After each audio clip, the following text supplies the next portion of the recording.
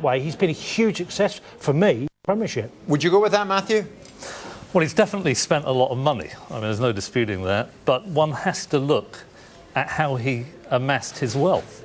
And his QC, Jonathan Sumption, admitted in open court in his case against Boris Berezovsky that he had secured his money in a rigged privatisation. Essentially, the oligarchs did a deal with Boris Yeltsin, who was running for re-election.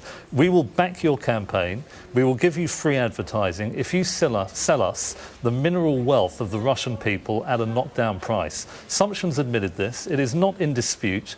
And that stolen money, if I can use the word, certainly fraudulently got, is what is bankrolling Chelsea, which has paid for the academy, inflated first-team football salaries. And you can't look at this in a purely footballing context. You have to look at the wider moral context. And in that sense, it has been a deeply corrosive influence on British football. But so that then comes into play when you look at what Abramovich's introduction to a football club has or has not achieved. And yeah, exactly. And Tony talked about the fact that he has continued to invest and reinvest. He was never in Chelsea to make a profit. He wasn't investing in order to secure a return, which is the way most people operate with commercial assets. He bought Chelsea for protection.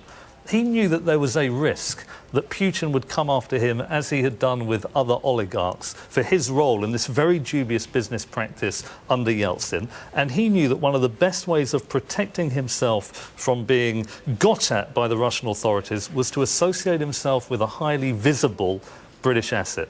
And he chose Chelsea Football Club. There's no real emotional background to that. That was a straightforward, hard-headed decision from a very ruthless and manipulative businessman. So to talk about it in terms of, oh, he's great because he's invested in British football, look at the reason he did it and look at the money he's using. Yeah, if you don't look at that, Matthew, you're completely missing the point. As Tony made the point there, he has grown to love the club and grown to be loved by the football fans, who don't really care how he may or may not have made his money. I think you're probably right to say that Chelsea fans rather like Abramovich because they are looking at it specifically from what it has done in terms of bolstering the success of a football club. But imagine if a British businessman had essentially got hold of British assets that are owned by the people and bought a club in Russia.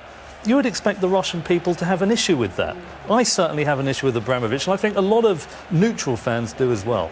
That said, Matthew, I just wanted to pick up. I mean, you've said what you've said about this situation, the political situation, where the money came from. He has put Chelsea on the map. He's put British football on the map, whether it's spending in excess or not. The reason for the Premier League standing as one of the most exciting, football leagues in the world now is surely because of Chelsea. So can you see that separated now, or is it very difficult for you to sort of do that? I think that's a fair point, although I would say Manchester United was a much more significant catalyst for the growth of the Premier League. I think Sir Alex Ferguson, what he did at United, the mystique of United, the rebuilding of the club from the ashes of Munich and so on and so forth. I mean, Chelsea's added to that a bit. You can say that Manchester City has as well. But I think it's also worth looking at the context in terms of what football has become. I mean, at the early part of the 20th century, it was a community institution. Then it became a profit-making institution with the growth of the Premier League. Now, top football clubs are not bought for commercial reasons. Abramovich was the first to buy it for political reasons. It's the same with Abu Dhabi. It's the same with Qatar and Paris Saint-Germain. They're not buying it to make money. Financial fair play came in to stop them losing as much money as they were. They are buying it essentially for very straightforward political reasons. In Abramovich's case, to protect himself from retribution from Putin. In the case of Paris Saint-Germain and Manchester City, it is these small, vulnerable Gulf states associating themselves with visible, culturally significant, iconographic assets that will protect them if there's any fallout from a conflict between Israel and Iran. Players and ex-players don't see it that way, do they? Well, no, obviously, you know, I just know that in my period of playing football, I've had a few dodgy owners, and I wouldn't just associate it with Abramovich. I happened to play in Marseille where, you know, corruption was pretty well known and widespread in the game at certain times, and I wouldn't say that, you know, I think there's been a number of owners, and there still are in the modern game, that have other intentions than just, you know, and it's happened not just at the very top of the game, it's happened at League One, it's happened in Conference, it's happened in League Two, it's been across the board. I think it's a very hard... I try to ignore, Matthew, the fact that, you know, I just feel I want to look at the sporting sense and the success of the club, and really how far can I take it? There are many business people who have done things that don't quite toe the line, and sometimes it goes way beyond that line, like you're suggesting with Roman Abramovich.